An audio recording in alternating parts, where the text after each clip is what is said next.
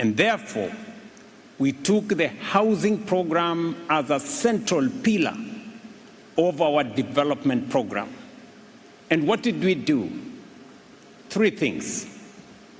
Number 1, the biggest constraint to housing was availability of land. Number 2, the challenge was cost of construction.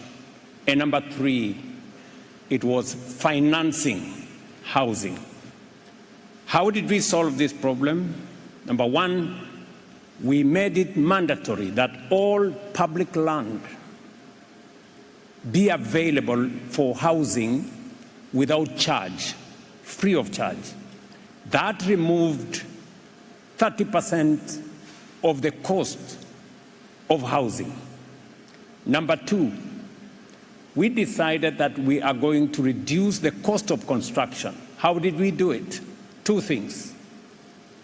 Number 1, we negotiated with professionals, architects, quantity surveyors, electrical engineers, mechanical engineers, and all the professionals in that space.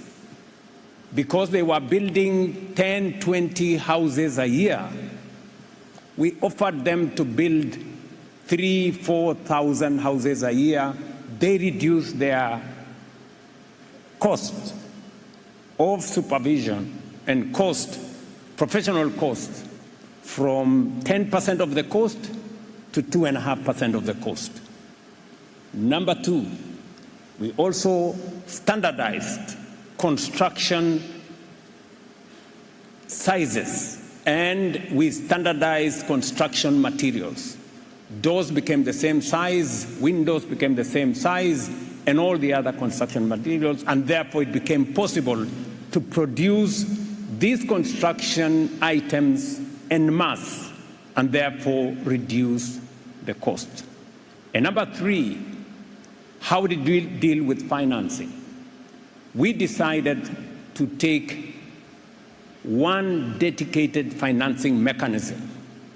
We passed the law, established a housing fund, charged a housing levy, and today we have a dedicated funding mechanism financed by locally mobilized resources to build houses.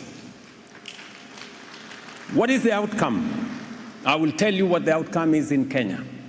In the last 3 years, we are building 273,000 housing units. 8,000 keys have been handed over. 55,000 keys will be handed over before the end of this year. And we have a pipeline of 700,000 housing units. I can say with confidence that today in Kenya, we have the largest housing program in the continent of Africa. Let me also say the following.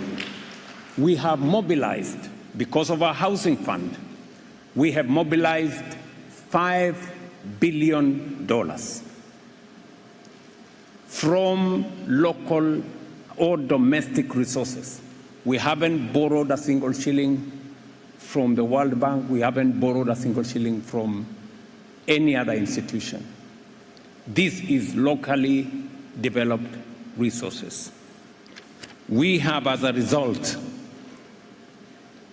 employed 640,000 young people, architects, quantity surveyors, masons, carpenters, electricians, and all the other professionals. And we are on the way to hiring 1 million young people in the short term.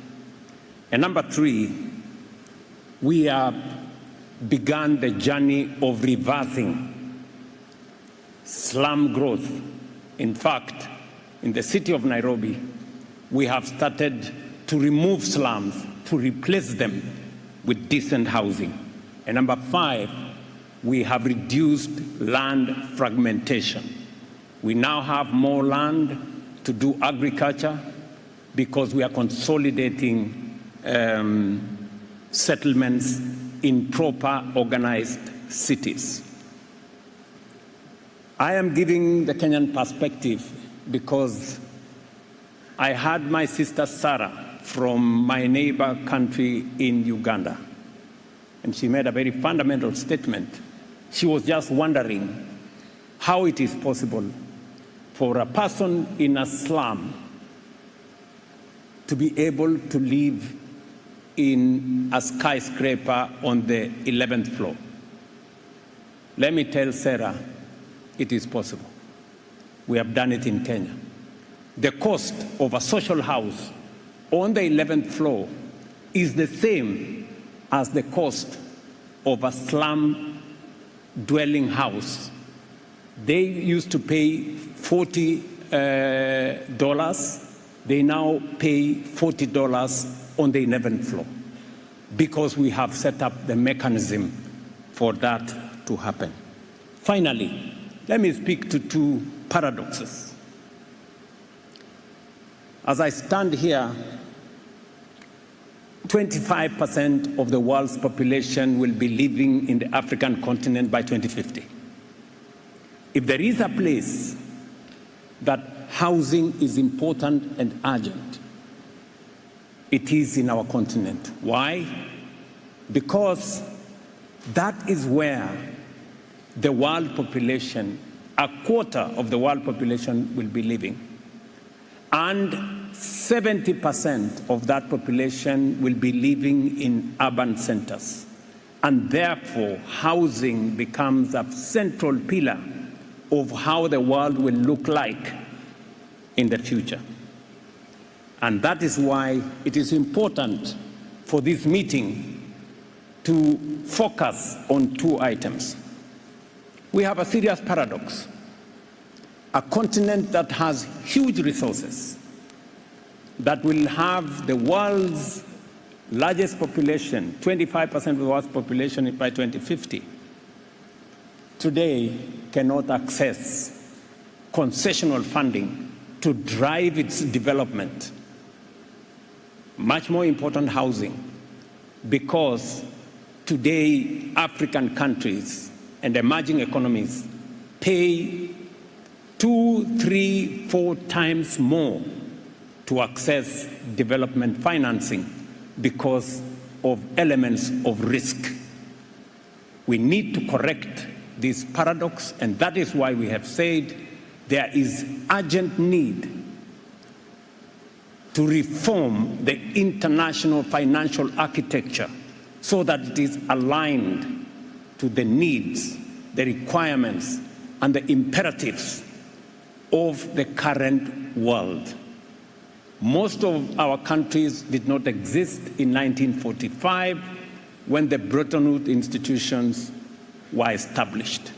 Today, we do not have enough voice, we do not have enough access, and even the paradox is that the countries who need concessional funding the most pay more than the countries who don't need it when they go to the market.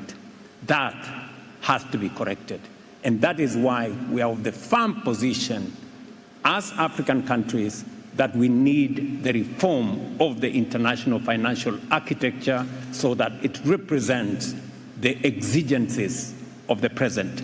And finally, we need to correct another paradox, that 1.5 billion people in the African continent, the largest body of membership of the United Nations, 55 countries from Africa, are not represented at the highest decision-making organ of the United Nations Security Council. And the bigger paradox is that 60% of the agenda of the United Nations Security Council are African issues. What a paradox, that your issues are being discussed on a table that you are not represented.